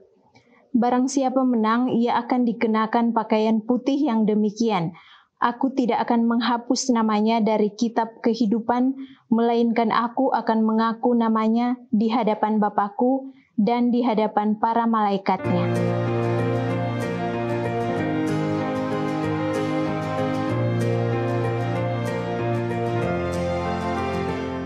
I hear the voice of Jesus calling. My answer is, I will go. I see the need of people crying. My answer is, I will go. I'll go to share the message of love. I'll go to share the blessed hope. But if I get discouraged, I'll go to Jesus' help, because I have decided I will go. Ku dengar suara Yesus panggil, ku jawab ku kan pergi. Mutiara jiwa yang bersedih, ku jawab ku kan pergi. Bagi beritakan kabar kasih, bagikanlah pengharapan. Dan bila aku lemah, Yesus menolongku, karena keputusanku kan pergi. Karena keputusanku kan pergi.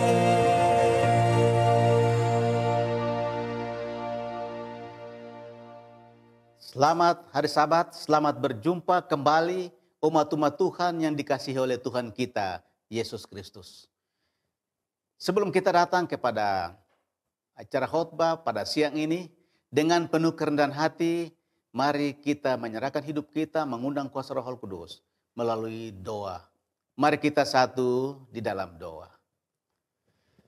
Ya Tuhan Allah, Bapa di sorga, pada siang ini hamba-Mu datang dengan penuh kerendahan hati, memohon pengurapan kuasa Roh Kudus.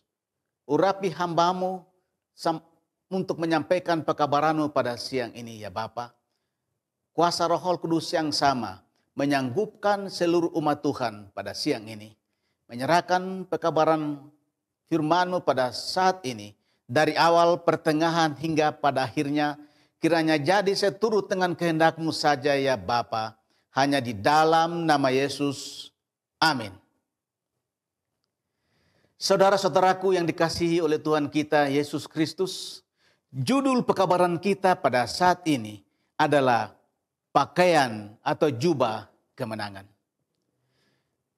Pada kesempatan yang berbahagia ini, marilah kita datang bersama-sama membuka Alkitab kita. Landasan ayat kita pada saat ini terdapat di dalam Wahyu pasalnya yang ketiga. Wahyu pasalnya yang ketiga ayatnya yang kelima, yang berbunyi demikian. Barang siapa menang, ia akan kukenakan pakaian putih yang demikian. Aku tidak akan menghapus namanya dari kitab kehidupan, melainkan aku akan mengakui di depan Bapa-Ku dan di hadapan para malaikat.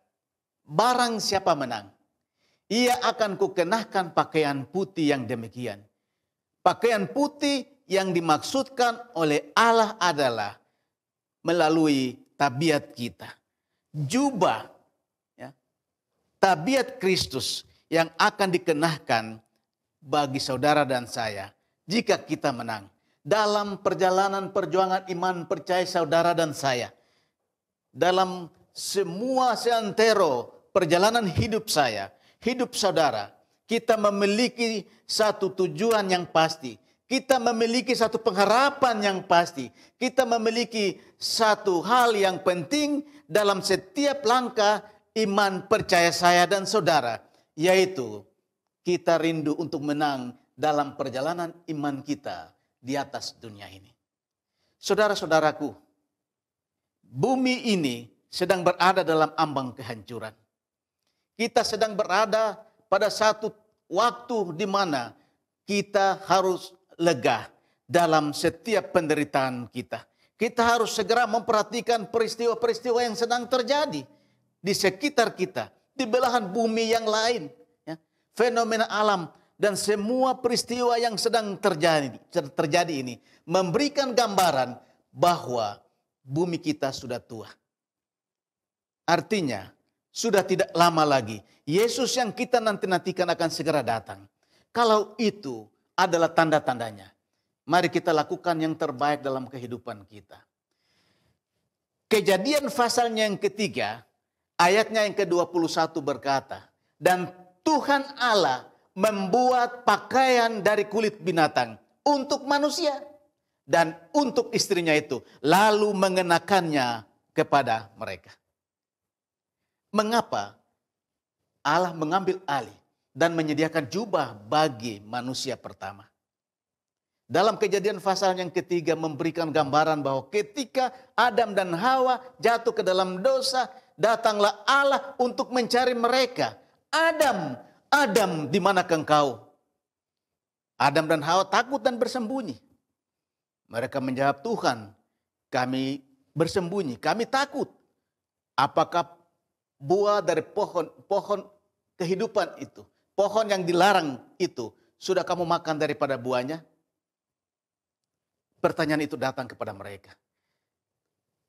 Karena Adam dan Hawa takut dan jatuh ke dalam dosa, didapati mereka telanjang, maka mereka mengambil langkah sendiri tanpa mengikuti petunjuk Allah di taman itu. Mereka mengambil daun pohon ara, menyematkan di tubuh mereka untuk menutupi ketelanjangan mereka.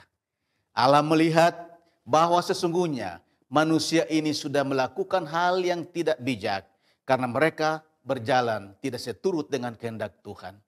Itulah sebabnya Kejadian pasal yang ketiga ayat 21, Tuhan Allah mengambil alih itu, dia membuat pakaian dari kulit binatang untuk manusia dan istrinya itu, lalu mengenakannya kepada mereka. Wahyu pasal 3 ayat 18. Maka aku menasihatkan engkau supaya engkau membeli daripadaku emas yang telah dimurnikan dalam api agar engkau menjadi kaya. Apa hubungan antara proses penciptaan, kejatuhan nenek moyang kita dengan panggilan Allah di Wahyu pasal yang ketiga untuk memberikan gambaran hubungannya bagi saudara dan saya? Mari kita lihat bersama-sama. Amsal pasal 23 ayat yang ke-23. Belilah kebenaran dan jangan menjualnya. Demikian juga dengan hikmat, didikan, dan pengertian. Kebenaran yang dimaksud adalah firman Tuhan. Kebenaran yang dimaksud adalah iman kita, iman saudara dan saya yang sudah dipanggil dari kegelapan datang kepada terangnya yang ajaib.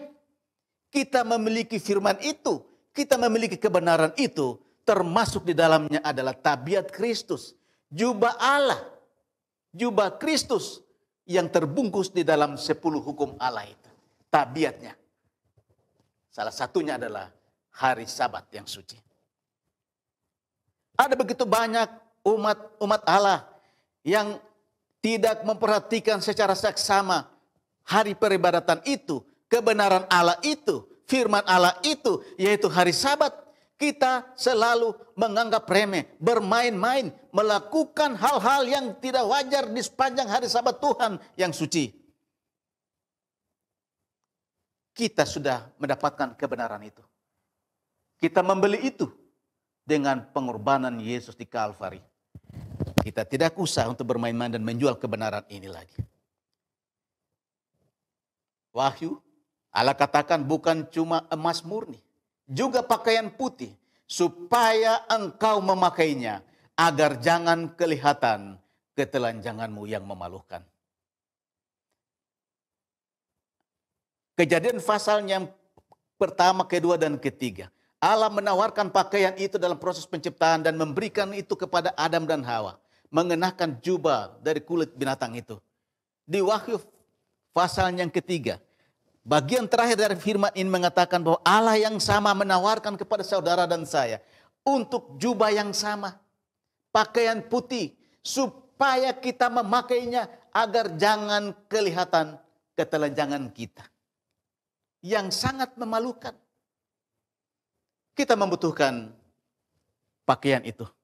Kita membutuhkan tabiat Kristus dalam kehidupan kita. Bagian yang ketiga, dan lagi minyak untuk melumas matamu supaya engkau dapat melihat. Kita membutuhkan Roh Kudus. Kita sedang berada di persimpangan jalan. Di akhir perjuangan kita.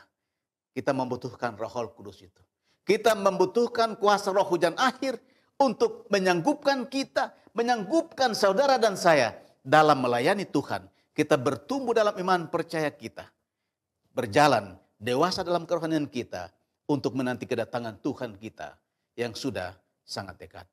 Saudara-saudaraku yang dikasihi oleh Tuhan kita Yesus Kristus, di dalam Wahyu pasal yang kedua ayat yang ke-10 juga berkata, jangan takut terhadap apa yang harus engkau derita. Sesungguhnya iblis akan melemparkan beberapa orang dari antaramu ke dalam penjara, supaya kamu dicobai dan kamu akan beroleh kesusahan selama 10 hari. Hendaklah engkau setia sampai mati, dan aku akan mengaruniakan kepadamu mahkota kehidupan. Kita diberikan panggilan untuk setia. Tetap setia, setia sampai mati untuk mendapatkan mahkota kehidupan itu. Yang Tuhan sudah janjikan bagi saudara dan saya. Di dalam Lukas pasalnya yang ke-15 kalau kita lihat. Lukas pasalnya ke-15 ayat 11 hingga ayat yang ke-22. Di situ diceritakan tentang seorang anak yang terhilang. Ada seorang bapa, dia memiliki 2 anak. Dalam perjalanan kisah ini diceritakan bahwa anak yang kedua itu, anak yang bungsu itu, dia datang menghadap ayahnya.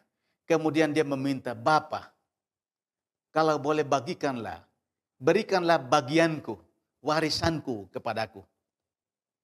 Ayahnya katakan, "Aku akan memberikan itu." Bapaknya dengan bijak memberikan haknya kepadanya. Kemudian dia terima itu, lalu dia pergi. Beberapa hari kemudian anak yang bungsu itu pergi menjual bagiannya. Lukas pasal 15 ayat 13 katakan, beberapa hari kemudian anak yang bungsu itu dia pergi menjual bagiannya. Dia pergi ke negeri yang jauh, kerantau. Dia tinggalkan rumah bapaknya, tinggalkan kampung halamannya dengan bermodalkan penjualan hak warisannya. Dia mendapatkan uang dan pergi, tinggalkan ayahnya di kampung halamannya. Orang muda ini pergi setelah ia menghabiskan hartanya, menghabiskan modal hidupnya, biayanya, uangnya. Semuanya sudah dihabiskan. Bertepatan pada waktu timbullah kelaparan di negeri itu. Lalu ia pun mulai melarat. Dia mencari pekerjaan pada seorang majikan, yaitu peternak babi. Dia melakukan itu untuk melayani, mengenyangkan perutnya. Ia lapar dan ingin mengisi perutnya dengan makanan dari ternak-ternak itu. Ketika anak yang terhilang, dia hidup apa? Pakaiannya compang-camping. Dia sudah memiliki kehidupan yang rapuh. Tidak seperti kehidupannya ketika dia berada dalam rumah bapaknya. Dia mengalami kerapuhan hidup. Lalu anak ini dia menyadari akan kesalahannya. Dia mengambil keputusan, kalau boleh saya harus kembali ke rumah Bapa. Kalau boleh saya harus pulang untuk bertemu dengan ayah saya. Kalau boleh saya harus kembali ke kampung halaman saya. Sekalipun semua modal hidup ini sudah habis. Dia melakukan itu sebagai perantau, musafir yang berkelana, tanpa memiliki modal dalam hidupnya. Bagian yang kedua dia katakan, bagaimana ia dapat kembali kepada ayahnya. Dia mau kembali kepada bapaknya. Ayat yang ke-18 berkata, aku akan bangkit dan pergi kepada bapakku dan berkata kepada bapaknya. Dia berkata kepada ayahnya, Bapa, aku telah berdosa terhadap sorga dan terhadap Bapa. Saudara-saudaraku, dia polos. Dia membuka hatinya kepada bapaknya. Dan dia berkata, Bapakku, aku telah melakukan pelanggaran. Aku telah melanggar akan firman-Mu. Aku sudah jauh daripada hidup yang Engkau maksudkan. Aku sudah berdosa terhadap sorga dan terhadap Bapa. Ada dua hal. Dia menyatakan dia berdosa terhadap sorga dan terhadap Bapaknya. Memberikan pengertian kepada kita bahwa bukan hanya secara jasmani dia melarat, miskin, tetapi dia juga miskin secara rohani. Dia sudah jatuh ke gelimangan dosa. Dia hidup dalam satu kehidupan yang tidak layak di hadapan Bapaknya. Dia katakan, aku sudah berdosa terhadap sorga dan terhadap Bapa. Berapakah di antara saudara ketika kita berada pada posisi ini? Mungkin saja jemaat Tuhan, orang-orang muda, keluarga, pribadi yang hadir pada saat ini. Kita boleh mengatakan dia adalah anak yang terhilang. Tetapi tahukah saudara bahwa kita sedang hilang di dalam gereja ini? Tahukah saudara bahwa saya juga sedang hilang di dalam gereja ini? Saudara juga sedang hilang di dalam gereja ini. Mungkin karena perkataan kita. Hilang karena perbuatan kita. Hilang karena setiap tindakan kita. Atau hilang karena dosa kesayangan saudara dan saya. Langkah yang harus dibuat adalah, mari kita mengaku kepada Bapa. Kita berdosa terhadap sorga dan terhadap Bapa. Bagaimana ia dapat kembali, saudara-saudara? Ia meminta kepada Bapa satu hati yang baru. Ayat yang ke-12 berkata, berikanlah kepadaku bagian harta milik kita yang menjadi hakku. Sebelum dia pergi, dia berkata kepada bapaknya begini, Bapak, saya minta saya punya harta itu. Saya punya milik itu, saya punya hak itu. Kasih sama saya karena saya mau keluar. Itu permintaannya dan dikabulkan oleh ayahnya. Tetapi saudara lihat, ayatnya yang ke-19. Ketika anak yang terhilang ini sudah sadar, dia sudah diilhami oleh kuasa Roh Kudus, dia tahu bahwa dia sedang hilang, dia mengambil keputusan untuk kembali kepada bapaknya. Dan dia berkata demikian, jadikanlah aku sebagai salah seorang upahan Bapa. Dia memohon kepada bapaknya, supaya dia kalau boleh terima dia, dan menjadikan dia pekerja di ladangnya. Menjadi pekerja upahan. Saudara-saudaraku yang dikasihi oleh Yesus Kristus, dia mengambil keputusan untuk kembali. Air mata penyesalannya diterima oleh bapaknya yang sudah lama menunggu. Ayahnya sedang menanti dia. Menunggu untuk berpulangnya anak ini. Dia mengambil keputusan untuk kembali ke rumahnya. Saya masih kecil. Pendeta senior kami di Papua, almarhum pendeta Lukas yang sering berkhotbah tentang anak yang terhilang. Dia berkata begini. Dia berikan ilustrasi tentang anak yang terhilang. Saya ingat sekali, saya mau ulangi ilustrasinya ini. Dia bilang ketika anak yang terhilang ini sudah tersesat dan jauh di rantau. Dia sudah hidup dalam gelimangan dosa. Dia sudah berdosa dan jauh daripada Tuhan dan Bapaknya. Lalu dia rindu untuk kembali. Lalu dia membuat surat. Dia buat surat begini. Surat dari anakmu yang sudah lama hilang.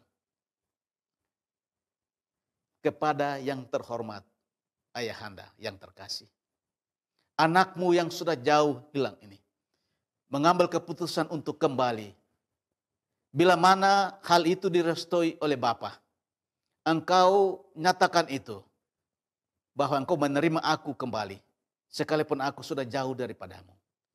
Permohonanku ialah, Bapa, berikanlah satu tanda bagiku.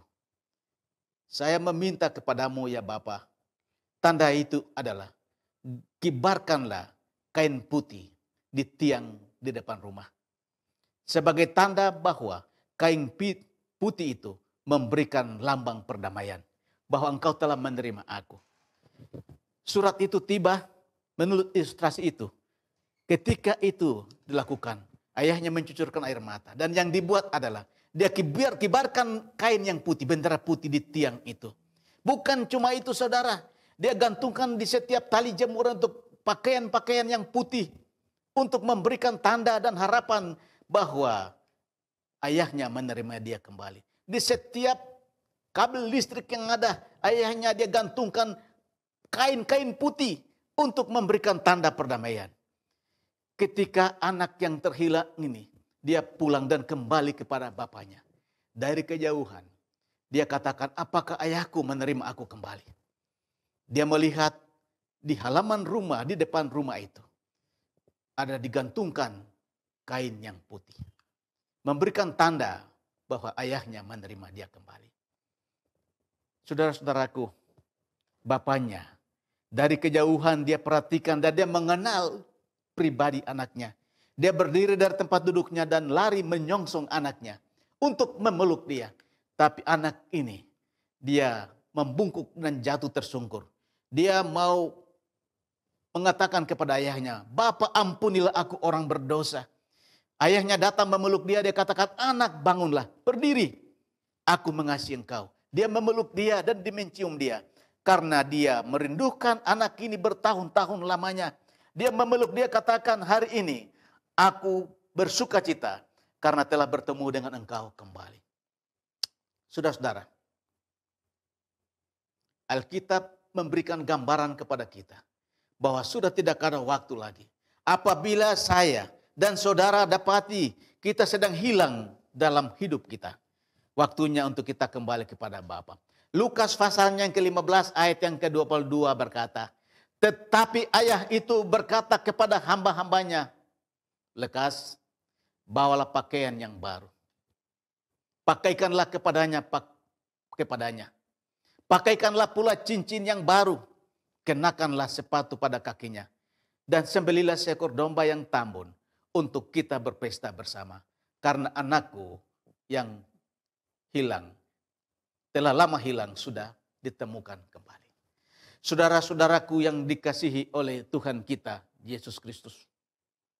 Saya percaya bahwa kisah anak yang terhilang ini, kita sudah tahu, kita sudah mengetahui ceritanya.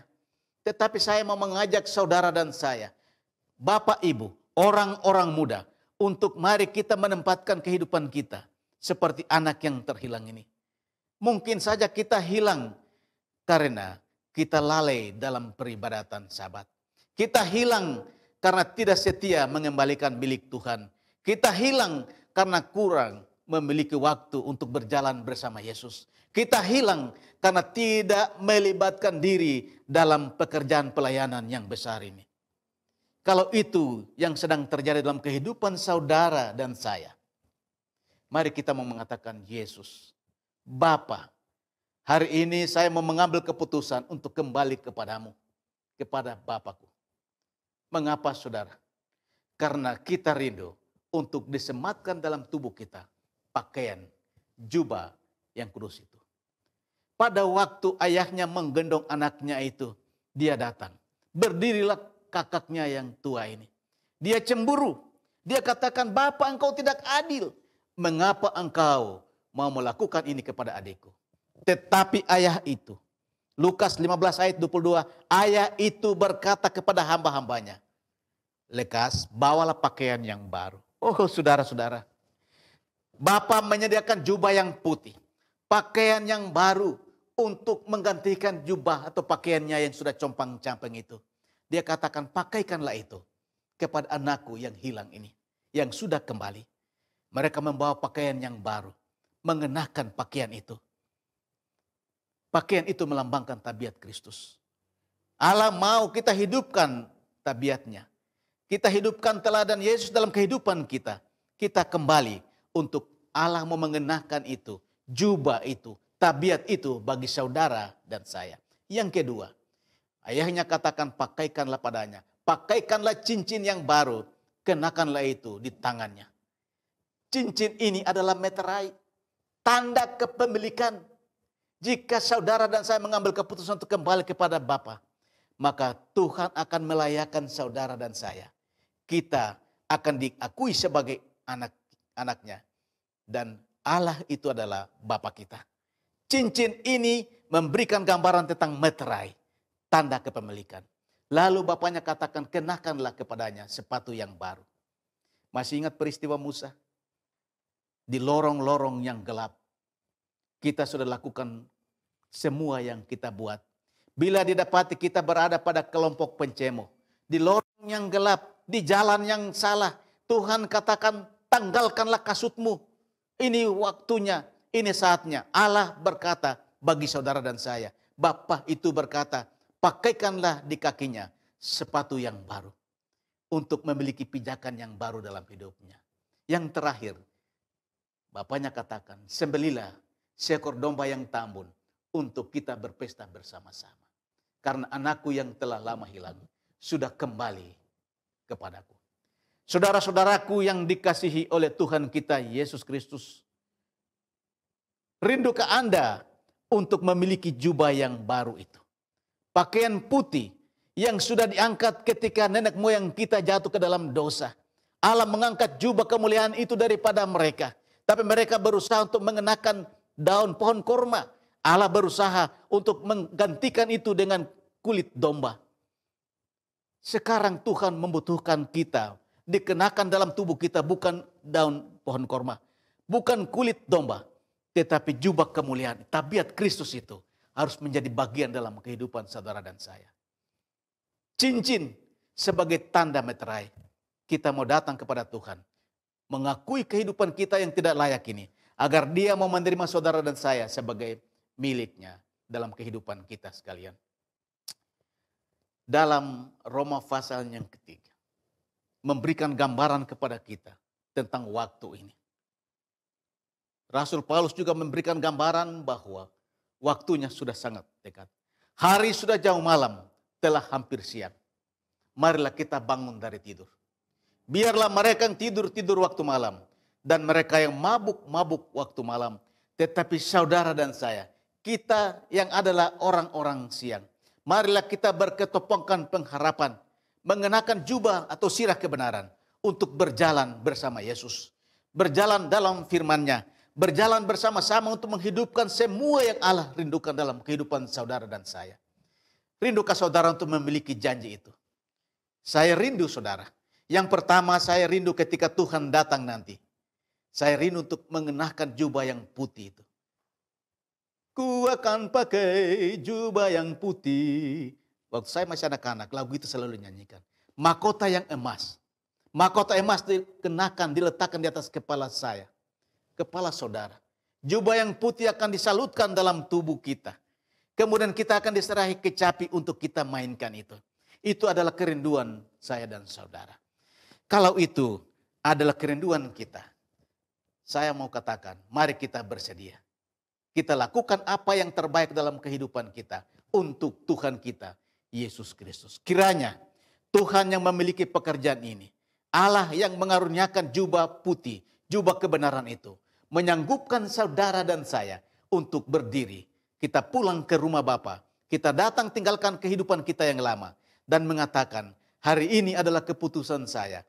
Saya berjanji mengambil keputusan untuk tinggalkan kehidupan saya yang lama, dan mau berdiri pulang kepada Bapa di sorga. Tuhan Yesus yang memiliki firman ini, kiranya memberkati saudara dan saya, adalah doa dan harapan saya pada Sabat ini. Amin.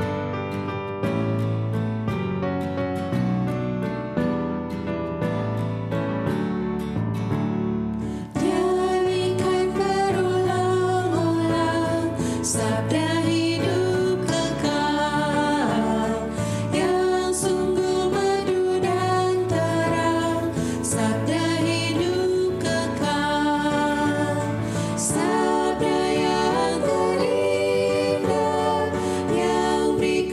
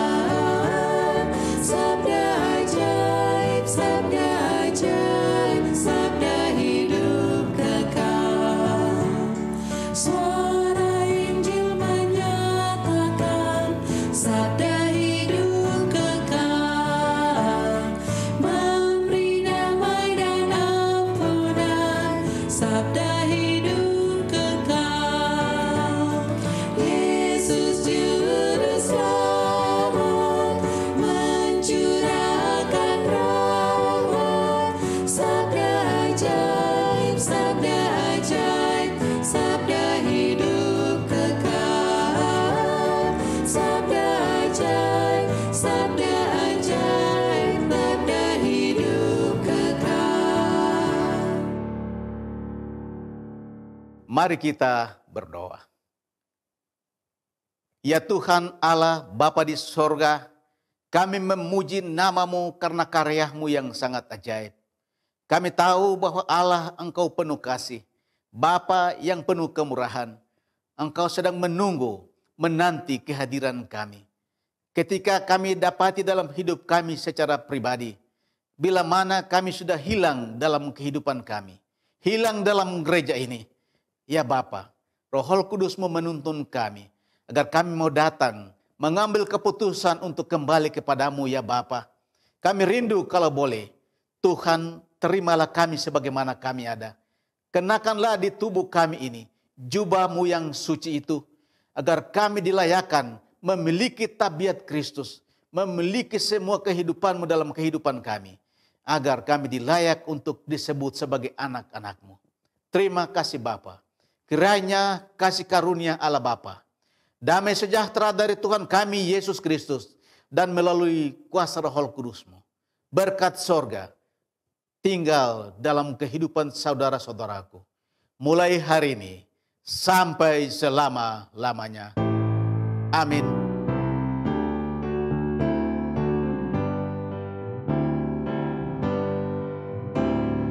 Kita memiliki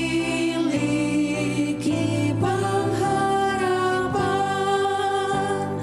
menyambut datangnya Tuhan. Iman kita hanya pada Kristus, dalam sabdanya yang kudus.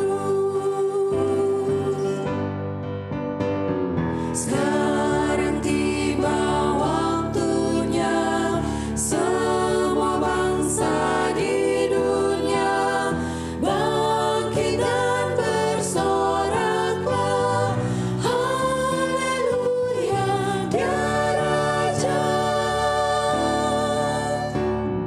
Kita memiliki pengharapan menyambut datangnya Tuhan.